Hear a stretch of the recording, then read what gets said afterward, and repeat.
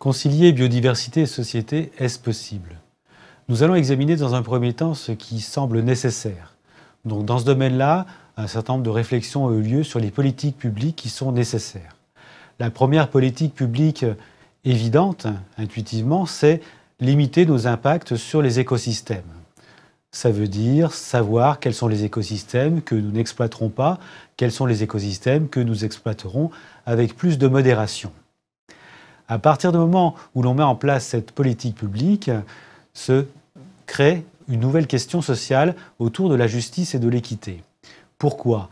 Eh bien parce que tant que la quantité de ressources disponibles sur la planète est considérée comme infinie, il est toujours possible de considérer que les plus pauvres, pourront s'approvisionner auprès des écosystèmes qui ne sont pas encore exploités, des ressources naturelles non encore utilisées.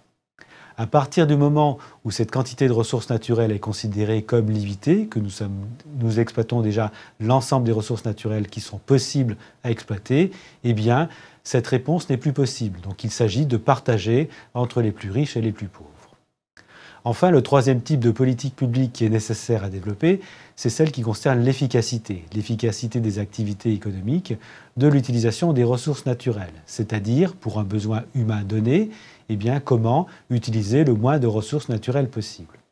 Alors ce troisième type de politique publique est très populaire auprès de l'ensemble des acteurs économiques. Pourquoi? Parce que ça donne un avantage économique, en général, aux entreprises, aux exploitations agricoles. Ceux qui savent effectivement être les plus efficaces, en général, vont avoir un avantage et vont évincer les autres acteurs économiques.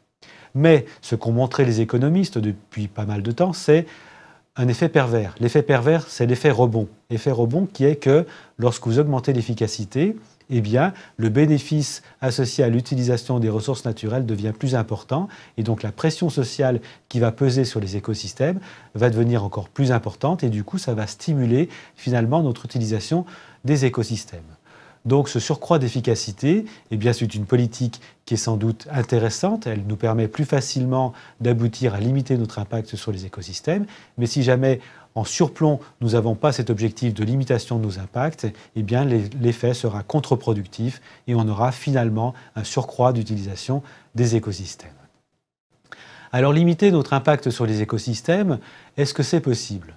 La réponse des écologues dans ce domaine-là, elle est claire, c'est oui. C'est oui parce que lorsque l'on fait l'inventaire de l'activité humaine qui a l'impact principal sur les écosystèmes, qui est l'agriculture, on constate que, en ce qui concerne les cultures, donc les champs cultivés, nous avons à peu près 40% des champs cultivés qui sont dédiés à des activités autres que l'alimentation humaine directe, c'est-à-dire la production de biocarburants ou bien la production de fourrages qui vont être utilisés dans l'alimentation pour les animaux, donc dans la production de protéines animales.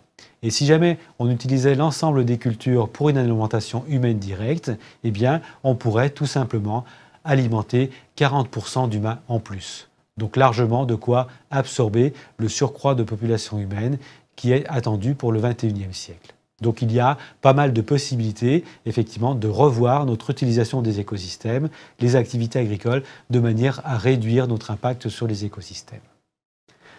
Alors, est-ce que cette limitation de l'impact, est-ce que c'est suffisant? Donc cet objectif, sur le plan politique, on peut penser que non. Pourquoi? Parce que l'acceptabilité risque d'être assez faible. On risque de tomber dans les travers de ce qui est appelé l'écologie punitive. C'est-à-dire que quelque part, il est nécessaire que cette limitation de notre impact sur les écosystèmes corresponde aussi à un surcroît en termes de bien-être, de bonheur des individus et des sociétés.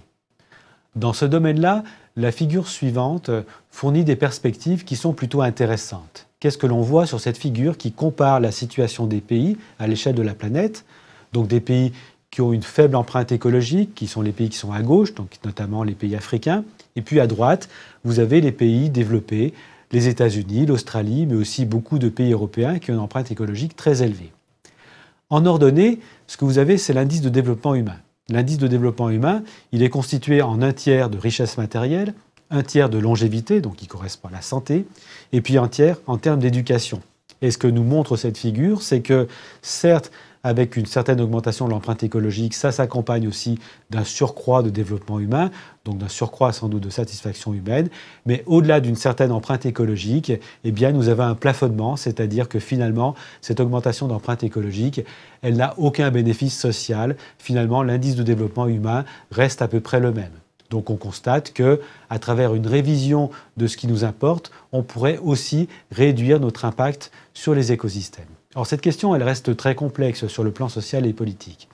Et dans ce domaine-là, les économistes et les philosophes ont développé le concept de capacité. Donc ce concept de capacité, proposé par l'économiste titulaire d'un prix Nobel Amartya Sen, a été ensuite élaboré et précisé par la philosophe Martha Nussbaum, qui énonce comme cela 10 capacités qui sont importantes. Et ces 10 capacités correspondent à la santé, à la qualité des relations sociales, à l'émotion, à l'empathie vis-à-vis des autres espèces. Et ce qui explique Martha Nussbaum, c'est que finalement, la richesse matérielle, c'est un moyen pour aboutir à mieux répondre à ces aspirations humaines qui font finalement le sel de la vie et qui sont vraiment ce qui nous motive et ce qui nous importe. Donc à travers une révision de ce qui nous importe, de ce qui nous motive, donc de ces aspirations, on voit que ceci est tout à fait compatible finalement avec une réduction de notre impact sur les écosystèmes. Alors simplement réviser nos aspirations humaines, est-ce que ça suffit? Est-ce que c'est compatible avec le fonctionnement économique et politique des sociétés? Fonctionnement qui est très complexe parce qu'on a 7 milliards d'humains. Eh bien, les derniers modèles de l'économie néoclassique dans ce domaine sont assez rassurants. Ce que montrent ces modèles, c'est que finalement, si les gens des pays riches acceptent de réinvestir les surcroîts de productivité, l'amélioration de la productivité, non pas un surcroît de production et de consommation, mais en surcroît de temps de loisir, eh bien, dans ce cas-là, les marchés, spontanément, finalement, vont se diriger vers les pays les plus pauvres, les pays du Sud, qui sont les seuls à offrir des opportunités supplémentaires de production et de consommation, et les marchés capitalistes notamment, vont spontanément finalement réduire l'inéquité, l'injustice et réduire la pauvreté en faveur des pays du Sud. Donc en conclusion, la conclusion c'est que finalement, si nous révisons nos aspirations humaines, si nous y réfléchissons beaucoup plus sérieusement à ce qui fait le sel de la vie humaine, eh bien, il est tout à fait possible de réduire notre impact sur les écosystèmes et que le fonctionnement économique et politique des sociétés est compatible avec cette ambition.